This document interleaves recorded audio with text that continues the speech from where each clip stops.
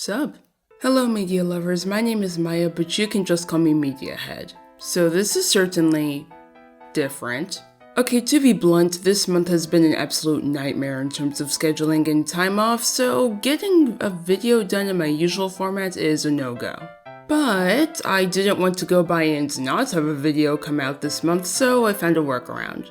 For anyone who doesn't know, one major extracurricular activity I do is work for my university's TV station, specifically a show called All Systems Go, which is basically geeky news, skits, and other shenanigans. While my main job is to edit videos, sometimes we spread ourselves too thin and I end up presenting, and during one of those weeks I ended up doing a review on the very movie I wanted to cover on this channel, Coming to America. So here's what I'll do. I'll play a slightly altered version of that review, then expand on it because if my love of lists didn't give it away, I have a thing for breakdowns. Enjoy. So I watched Coming to America, the 33-year later sequel to Eddie Murphy's classic Coming to America. Listen, I don't assume that any sequel is going to be bad just because it's a sequel. If anything, I expected this movie to be mediocre at worst.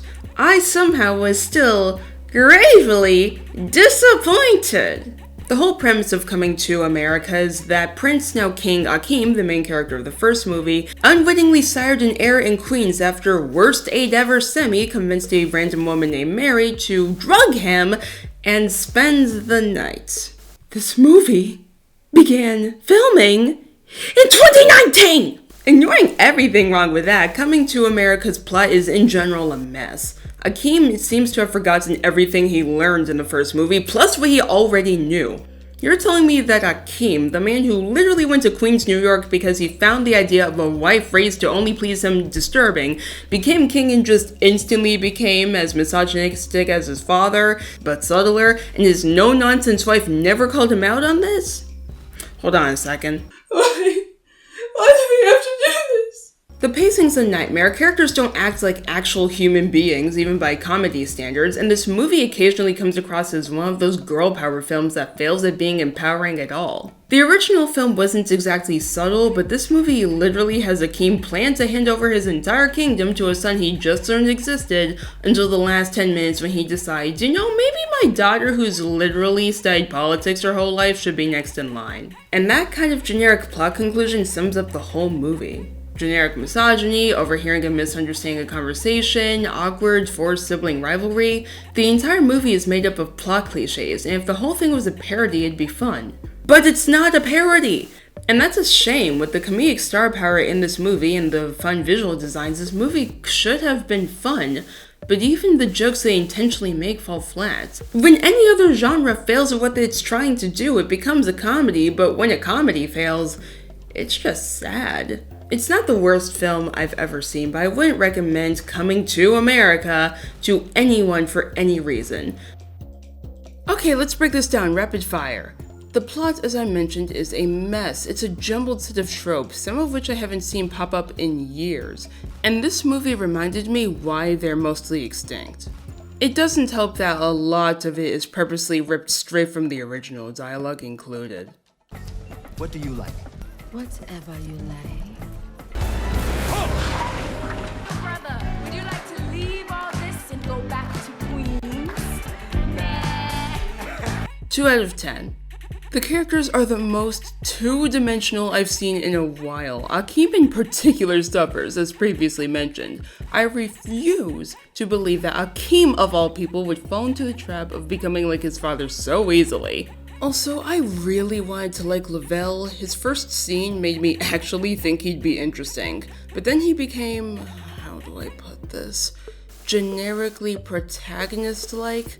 Basically, I hate everyone here, including characters I liked in the original. 3 out of 10. I've seen worse, but not that many.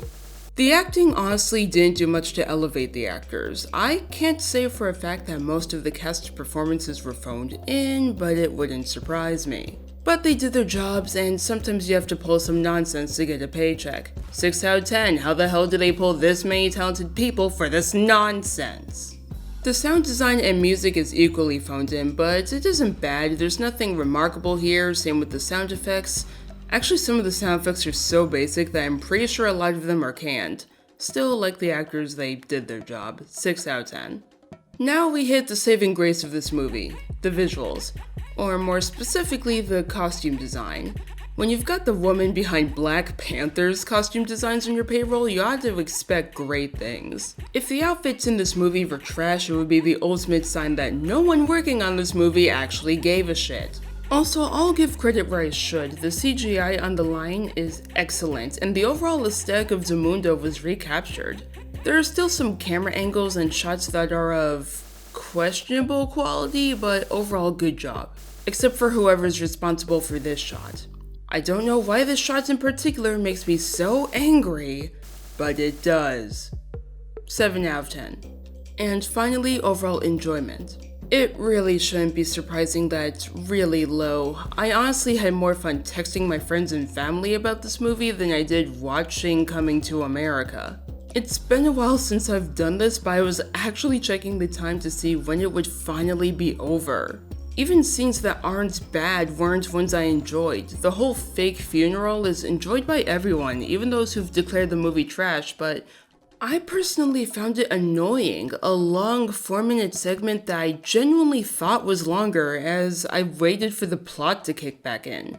When it comes to my overall enjoyments, Coming to America gets a 2 out of 10. I've seen worse. Trust me, you'll know if it's a 1. With a score of 26 out of 60, that puts Coming to America at a 43%.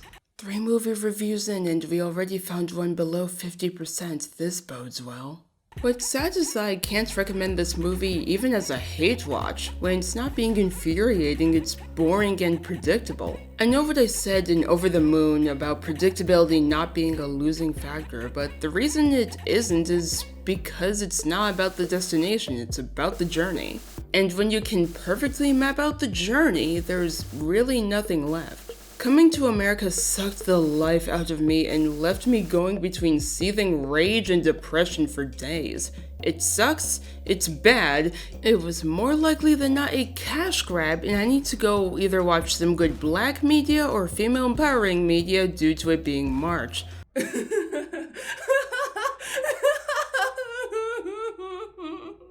Or maybe some good fluff or something to calm my nerves. Anyway, for now I must say adieu on this fine void-like day. It doesn't matter what kind of day it is when you're a 2D character in an abyss. I'll see you in a bit, media lovers.